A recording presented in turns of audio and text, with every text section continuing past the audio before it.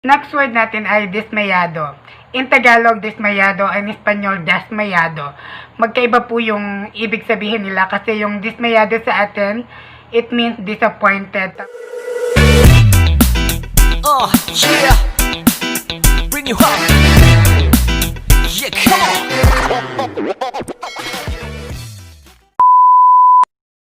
Ayan, magandang gabi po sa ating lahat mga kapastidyosa. Rex is here and welcome back to my channel.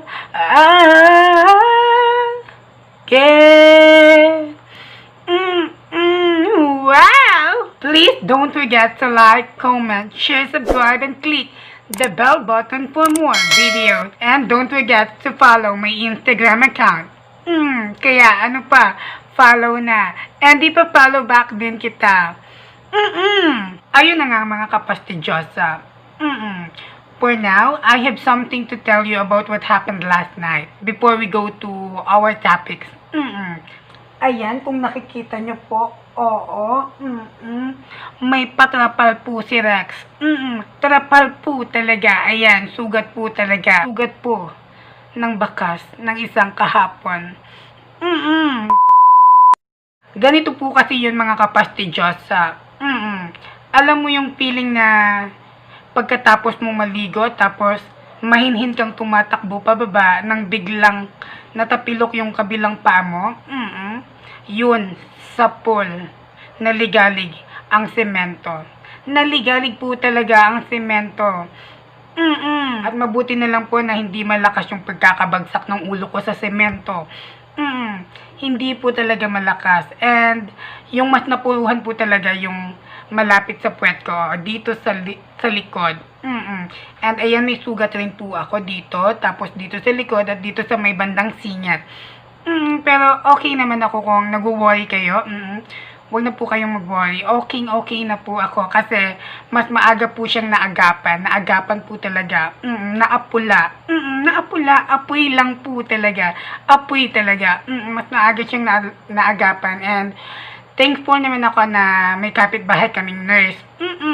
Kapitbahay po talagang nurse. And pa-shoutout na din po sa kuya. Kuya na lang po. And yun na nga mga kapastidyosa. Hopefully, hindi rin po ito mangyari sa inyo. Kaya, ayan, iba yung pag-iingat po ang ating kailangan. Pag-iingat po talaga sa panahon ngayon kasi hindi po natin alam kung ano talaga yung mangyayari sa atin. Kaya, iba yung pag-iingat po ang ating kailangan. And for today's video, it's all about the similarities between Tagalog and Spanish. The reason why Tagalog and Spanish sounded so similar because of both countries had been colonized by Spain and influencing the evolution of Philippines and Latin American native languages to include Spain-like words.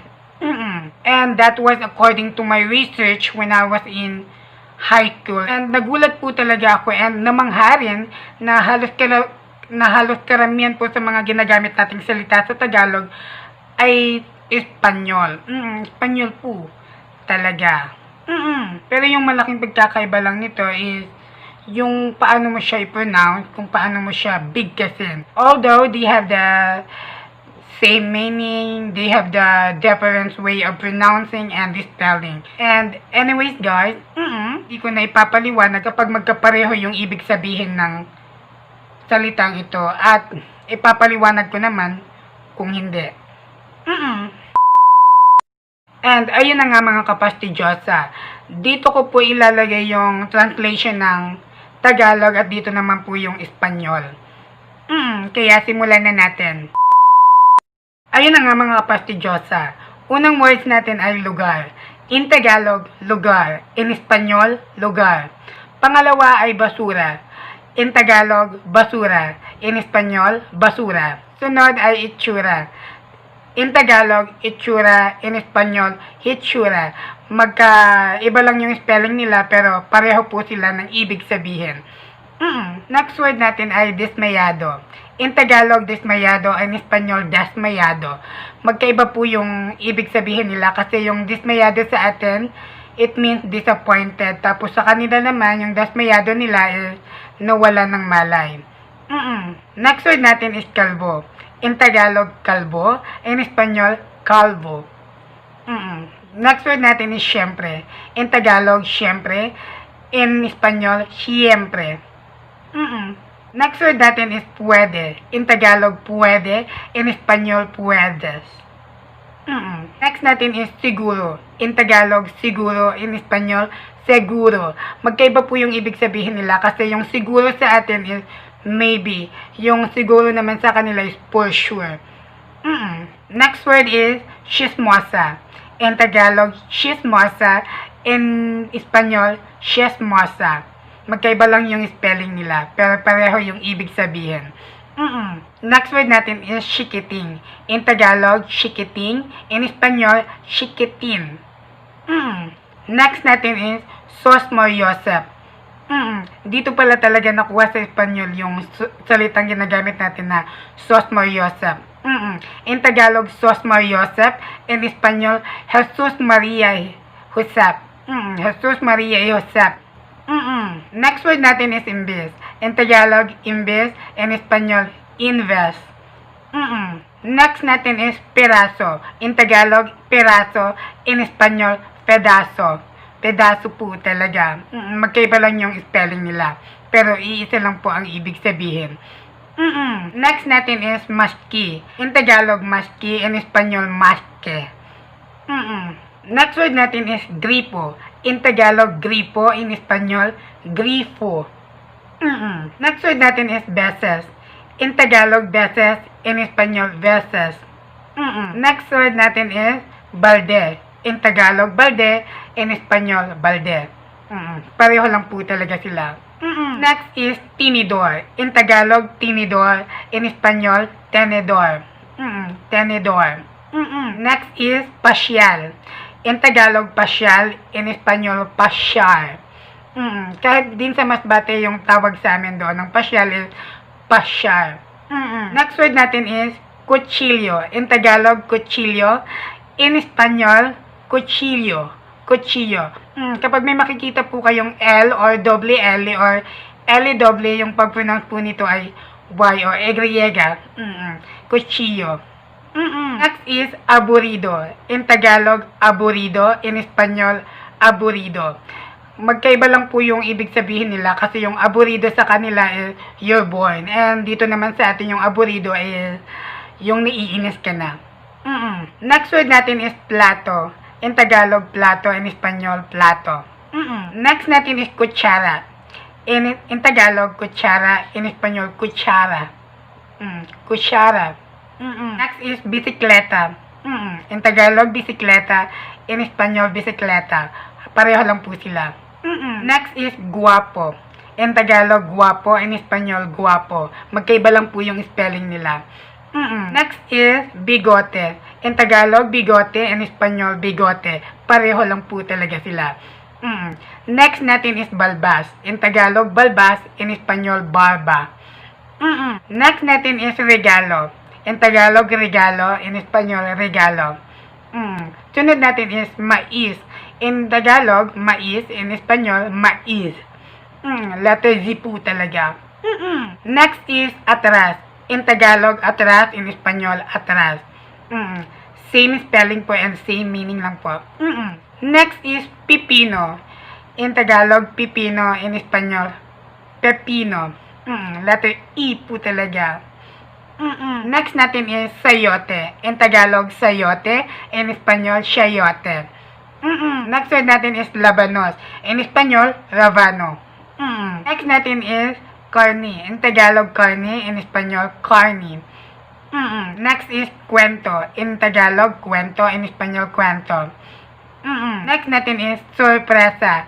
In Tagalog, sorpresa. In Espanyol, sorpresa. Magkaiba lang yung spelling nila. Next word natin is pruweba. In Tagalog, pruweba. In Espanyol, pruweba. Next natin is apurado. In Tagalog, apurado. In Espanyol, apurado. Next natin is sarado. In Tagalog, sarado. In Espanyol, serado. Kahit kami din sa Masbate, minsan tawag namin doon is serado or sarado. Next word natin is mismo. In Tagalog, mismo. In Espanyol, mismo. Next is benta. In Tagalog, benta. In Espanyol, ventas. Next is bakasyon. In Tagalog, bakasyon. In Espanyol, vacation. Di ko po alam kung paano i-pronounce. Next word natin is intindi. In Tagalog, intindi. In Espanyol, intender. Next word natin is baka. In Tagalog, baka. In Espanyol, vaca. Next natin is kabayo. In Tagalog, kabayo. In Espanyol, kabalyo or kabayo. Next is kape. In Tagalog, kape. In Espanyol, kafe. Next word natin is pareho. In Tagalog, pareho. In Espanyol, pareho. Magkaiba lang yung spelling nila pero iisa lang po ang ibig sabihin. Next word natin is trabaho. In Tagalog, trabaho. In Espanyol, trabaho. Next word natin is prinsipe. In Tagalog, prinsipe. In Espanyol, prinsipe. Next word natin is prinsesa. In Tagalog, prinsesa. In Espanyol, prinsesa. Next word natin is parke. In Tagalog, parke. In Espanyol, parke. Next word natin is sapatos. In Tagalog, sapatos. In Espanyol, sapatos. Next word natin is laba. In Tagalog, laba. In Espanyol, labor. Next word natin is plancha. In Tagalog, plancha. In Espanyol, planchar. Next word natin is sabon. In Tagalog, sabon. In Espanyol, habon. Kahit kami din sa Masbate, ginagamit namin yung sabon at habon. Next word natin is tuwalya. In Tagalog, tuwalya. In Espanyol, tuwalya or tuwaya. Next word natin is segundo. In Tagalog, segundo. In Espanyol, segundo. Next is pobre. In Tagalog, pobre. In Espanyol, pobre. Next word natin is mas o menos. Ibig sabihin po nito is more or less. In Tagalog, mas o menos. In Espanyol, mas o menos. Same meaning and same spelling lang po sila. Next word natin is masyado. In Tagalog, masyado. In Espanyol, di masyado. Next natin is lapis. In Tagalog, lapis. In Espanyol, lapis. Pareho lang din po sila. Magkaiba lang yung spelling nila sa dulo. At ang panghuli natin ay barato. In Tagalog, barato. In Espanyol, barato. Mga pastidyosa, that's all for today. And I hope na meron po kayong natutunan o may mga nakuhang aral din po sa mga itunuro ko at ibinaghagi kong pagkakapareho ng Tagalog at Spanish na salita. Sana po ay nag-enjoy kayo at nakuhanan nyo din po ito ng aral. Paulit-ulit po tayo. At ayan, huwag niyo po sanang makakaligtaang mag-like, comment, share, subscribe, and click the bell button for more videos. Maraming salamat po. Thank you for watching. Shoutout kay Emerson Espiloy, Giselle Mendoza, Kuya Jumel Wagas, Bobby Cañares, and RD Argote.